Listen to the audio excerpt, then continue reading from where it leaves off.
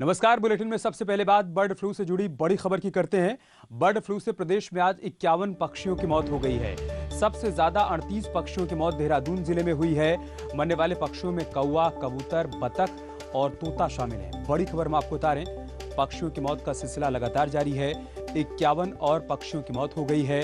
सबसे अधिक मौतें दून में हुई हैं, जहां पर 38 पक्षियों की मौत हो गई है और मरने वाले पक्षियों में कौवा, कबूतर और तोते के साथ ही बतख भी शामिल है।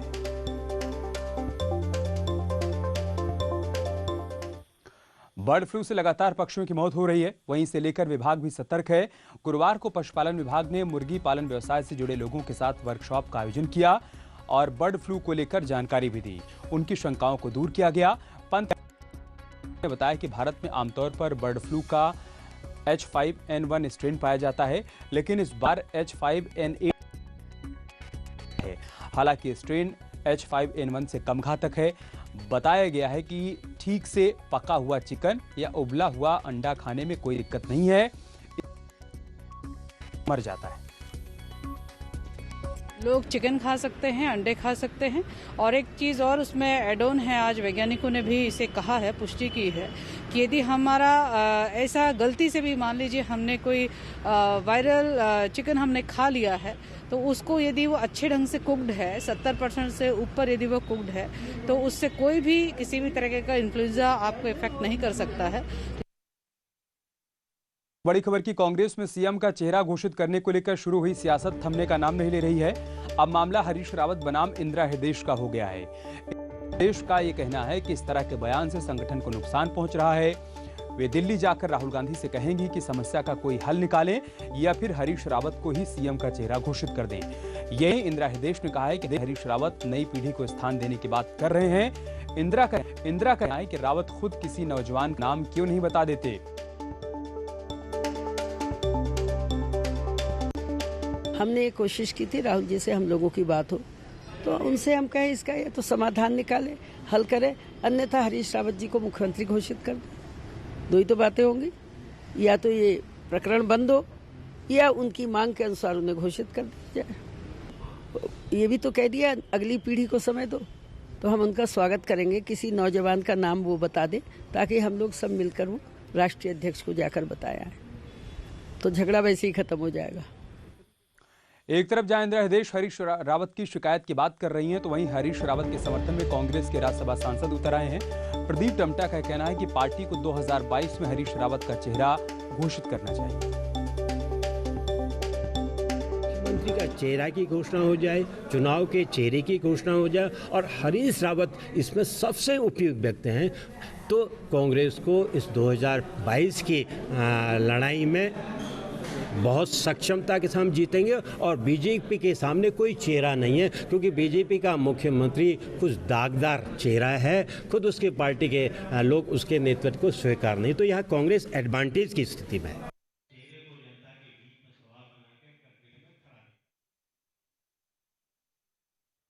और इस वक्त देहरादून से बड़ी खबर आ रही है। उत्तराखंड में कोरोना के नए स्ट्रेन की एंट्री हो चुकी है। दिल्ली भेजे गए कोरोना के 6 सैंपल्स में से एक सैंपल पॉजिटिव पाया गया है। ब्रिटेन वाले स्ट्रेन की मरीज की पुष्टि हुई है। मरीज को तिलू रौतेली के हॉस्पिटल में आइसोलेट किया गया है। तो नया स्ट्रेन, उसकी एंट्री हो गई उत्तराखंड में। पुष्टि हुई है इस बात की। जो सैंपल्स भेजे गए थे उनमें से एक सैंपल में कोरोना की पुष्टि हुई और ये कोरोना का नया स्ट्रेन है। वहीं बात कोरोना अपडेट की करें तो प्रदेश में कोरोना के 154 नए मामले सामने आए। 24 घंटे में 3 मरीजों की मौत हुई है। उत्तराखंड में अब 2500 एक्टिव केस हैं। देहरादून में 40 और नैनीताल में कोरोना के 30 नए मामले सामने आए।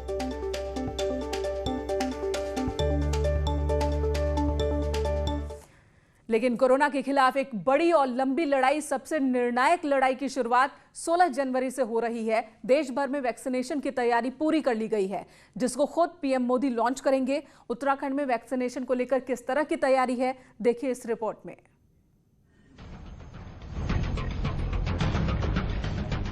कोविड वैक्सीनेशन को लेकर प्रदेश में 33 सेंटर्स बनाए गए हैं। सर्वर और पोर्टल की दिक्कत न आए और 50,000 हेल्थ वर्कर्स का डेटा रिकॉर्ड में रहे, इसकी पूरी तैयारी कर ली गई है। सभी जिलों के लिए वैक्सीन भी पहुंचा दी गई है।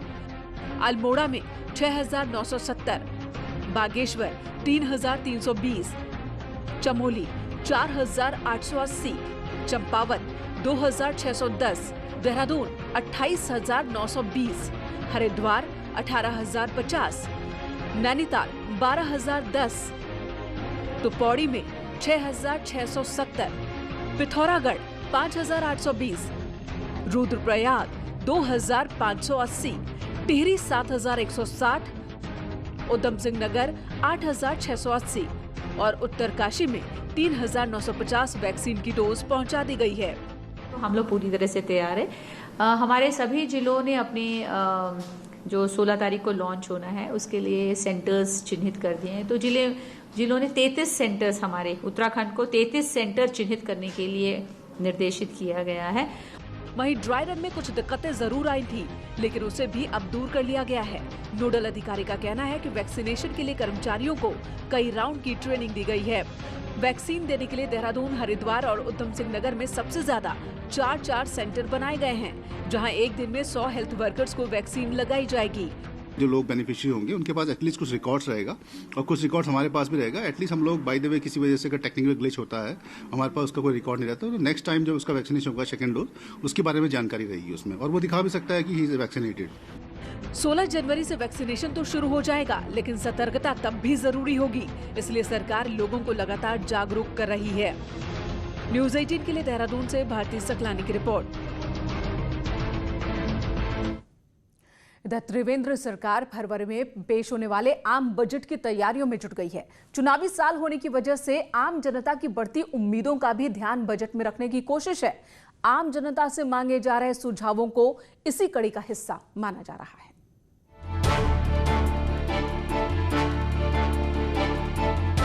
वित्तीय वर्ष 2021-22 का आम बजट चुनाव में जाने से पहले त्रिवेंद्र सरकार का अंतिम बजट होगा। चुनावी साल होने के कारण बजट से लोगों की अपेक्षाएं भी ज्यादा होंगी, तो सरकार की भी कोशिश होगी कि वो ऐसा बजट पेश करे ताकि हर तबके को खुश किया जा सके। इसके लिए त्रिवेंद्र सरकार बजट को लेकर आम जनता से भी राय मांग रही है। 20 जनवरी तक आम जनता से बजट को लेकर सुझाव मांगे जा रहे हैं। माना जा रहा है कि सरकार ज्यादा से ज्यादा सुझाव को इस बार बजट में शामिल कर सकती है। बजट का सीधा संबंध आम जनता से होता है और माननीय मुख्यमंत्री श्री त्रिवेंद्र जी का मानना है कि जो लोग सीधे इससे प्रभावित हैं उनके विचार भी इसमें समाहित होने चाहिए और साथ ही जनता में जो विशेषज्ञ हैं उनके सुझाव भी इसमें आने चाहिए। लोगों का कहना है कि कोरोना के कारण बीता साल सही नहीं रहा, ऐसे में बजट में छोटे छोटे प्रावधान भी होने चाहिए जिससे लोगों को राहत मिल सके। बैंकों से कुछ रियायतें मिलें ताकि जिन लोगों का काम धंधा छूट गया है उन्हें अपने पैरों पर खड़ा होने में मदद मिले। यहाँ पे बहुत रिलैक्सेशन होना चाहिए। यहाँ पे हमारे को थोड़ा सा एक रिलैक्स तरीके से लोगों को अपना समय देना चाहिए वापस आने के लिए।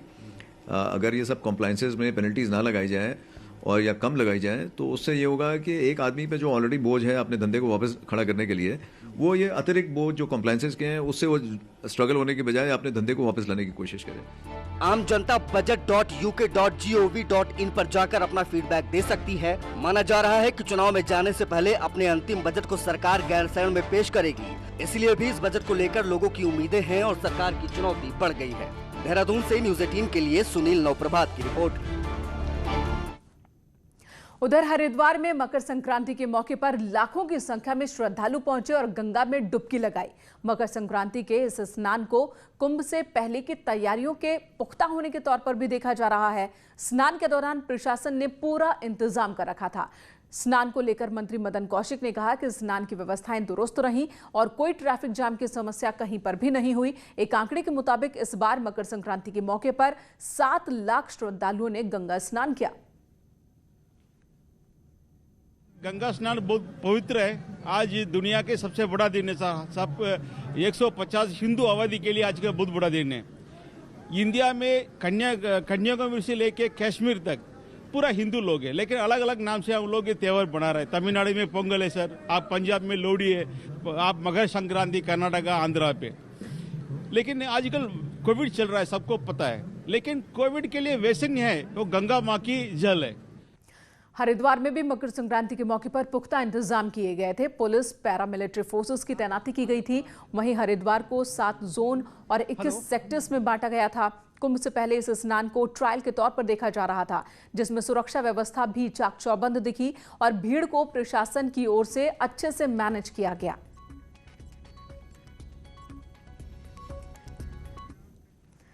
हरिद्वार में मकर संक्रांति के मौके पर सीएम त्रिवेंद्र सिंह रावत ने विशेष यज्ञ का आयोजन किया। पूरे परिवार के साथ चतुर्वेद पारायण यज्ञ में सीएम शामिल हुए।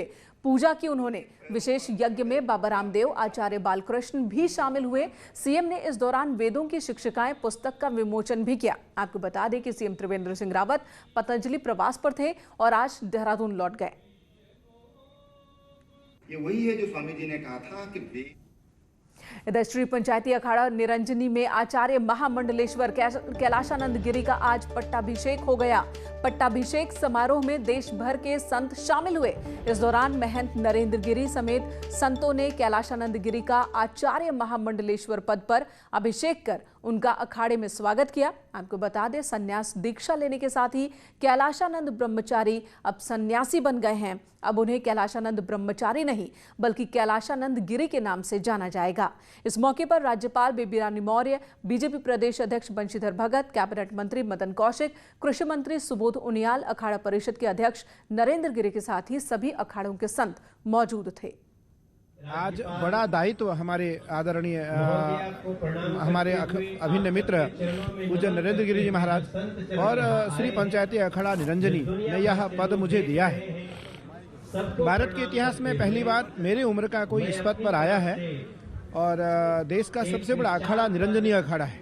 मुझे लगता है कि इस पद के लिए देवता और ऋषि भी ललायित रहते हैं, तो मुझे अनायास यह पद मिला है। मैं इस पद की गरिमा का ध्यान रखते हुए भारतीय संस्कृति का प्रचार पूरे देश और दुनिया में जाकर के करूंगा। और कैलाशानंद के आचार्य महामंडलेश्वर बनने के बाद अखाड़ा परिषद के अध्यक्ष नरेंद्र गिरी ने खुशी जताई। वहीं पट्टाभिषेक कार्यक्रम में मौजूद रही उत्तराखंड के राज्यपाल बेबी रानी मौर्य ने भी कैलाशानंद को बधाई दी। पंचायती खास निरंजनी के पंच परमेश्वर ने परम पूज्य प्रातः स्मरणीय परम आदरणीय स्वामी कैलाशानंद गिरी महाराज को निरंजनी अखाड़े का आचार्य महामंडलेश्वर पद पे पट्टाभिषेक किया गया। आप देख रहे हैं भक्तों की भीड़, संतों की भीड़, शहर के गणमान्य व्यक्ति, उत्तर प्रदेश के कई कैबिनेट मंत्री, यहाँ कई कैबिनेट मंत्री उपस्थित हैं। तो ये बहुत ही पुनीत कार्य है। सबसे महत्वपूर्ण बात है कि 13 अखाड़े के प्रतिनिधि यहाँ आए और इनका सम्मान किया, चद्दर विधि की। और आज से आचार्य महामंडलेश्वर पद पे नियुक्ति करने के लिए जो हमारी व्यवस्था है वो समुचित व्यवस्था कर दी गई। कैलाशानंद जी महामंडलेश्वर बने हैं, उनके ऊपर माँ काली की कृपा है और हम सबको उनसे ये अपेक्षा होनी चाहिए कि माँ की कृपा वो पूरे उत्तराखंड के पूरे देश पे बरसाते रहें और हमारा ये भारत एकदम सुकून से, शांति से, अच्छे से रहें। इसके साथ साथ यहाँ पर वैभव हो, शांति हो, लक्ष्मी हो और उन्नति हो, प्रगति हो, हरियाली हो, सब कुछ होना चाहिए। धन्यवाद। और मकर संक्रांति के मौके पर हरिद्वार से लेकर प्रयागराज तक हर तरफ आस्था का सैलाब देखने को मिला। अलग अलग अखाड़ों के साधु संतों ने तीर्थ नगरी देवप्रयाग के संगम पर छड़ी पूजन का स्नान किया है। छड़ी पूजन करने के बाद इससे पहले साधु संतों का वाद्य यंत्रों के साथ पुष्प वर्षा कर स्वागत किया गया। वहीं साधु संतों द्वारा पेशवाई भी निकाली गई। देवप्रयाग की महत्ता बताते हुए संतों ने प्रत्येक कुंभ में स्नान की शुरुआत देवप्रयाग से करने का ऐलान कर रखा है। गंगा द्वार जो गंगा कहा गया है शास्त्रों में, स्कंद पुराण में, केदारखंड में वर्णित आया है, वो देवप्रयाग ही है। इलाहाबाद प्रयागराज से शास्त्र गुना अधिक फल इस देवभूमि के देवप्रयाग में और ऋषिकेश में स्नान करने का वर्णन आया है। संक्रांति के इस पावन अवसर पर विश्व कल्याण के लिए, विश्व मानवता के कल्याण के लिए, देश के लिए, प्रदेश के लिए, समस्त जनता के लिए, पूरे विश्व के लिए ये स्नान करके उनको पुण्य का भागी बनाया है। उधर टनकपुर में भी मकर संक्रांति पर्व को बड़ी ही धूमधाम के साथ मनाया गया। प्रशासन की परमिशन के बाद हरेला क्लब टीम ने शारदा घाट से सांकेतिक तौर पर कलश यात्रा निकाली। मकर संक्रांति के मौके पर महिलाएं कुमाऊं के पारंपरिक परिधान में नजर आईं, तो वहीं छोलिया नृत्य ने समा बांध दिया। प्रशासन का कहना है कि क्लब को नियम के तहत कार्यक्रम करने की अनुमति दी गई।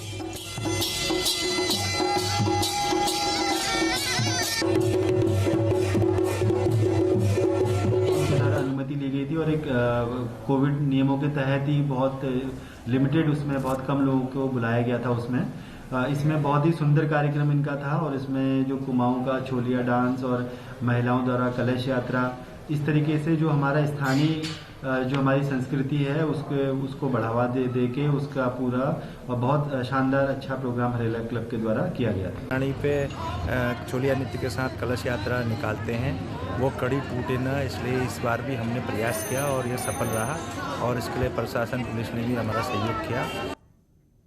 रुकेंगे एक ब्रेक के लिए, तुरंत लौटेंगे, आप बने रहे हमारे साथ। खबर हरिद्वार से, जहां पर कोविड नियमों के उल्लंघन में चालान कटे हैं। मकर संक्रांति के स्नान के दौरान 1000 चालान कटे हैं। मास्क नहीं पहनने पर यह एक्शन लिया गया है। तो हरिद्वार में मकर संक्रांति के मौके पर लाखों की संख्या में लोग वहां स्नान के लिए पहुंचे और वहां पर 1000 लोगों का चालान कटा है जिन्होंने मास्क नहीं पहना था। खबर चमोली से, जहां पर आदि बद्री मंदिर के कपाट मकर संक्रांति के पर्व पर श्रद्धालुओं के लिए खुल गए। ब्रह्म मुहूर्त में पूजा अर्चना के बाद भगवान आदि बद्री मंदिर के कपाट खोले गए। अब 11 महीने तक भक्त आदि बद्री के दर्शन कर पाएंगे।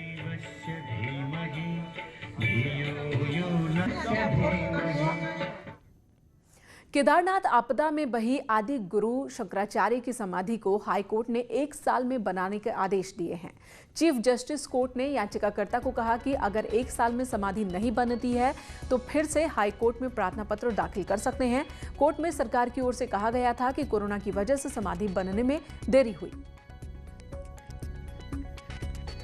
शंकराचार्य जी की समाधि जो है पूरी संन्यास परंपरा को मानने वाले लोगों के लिए, अखाड़ों के लिए और हमारे साधुओं के लिए वो एक श्राइन की तरह है। वो एक महत्वपूर्ण स्थान है जिसको ज्यादा लंबे समय तक इग्नोर नहीं किया जा सकता। इस बुलेटिन में इस वक्त मेरे साथ इतना ही। ब्रेक के बाद देखिए महाबहस।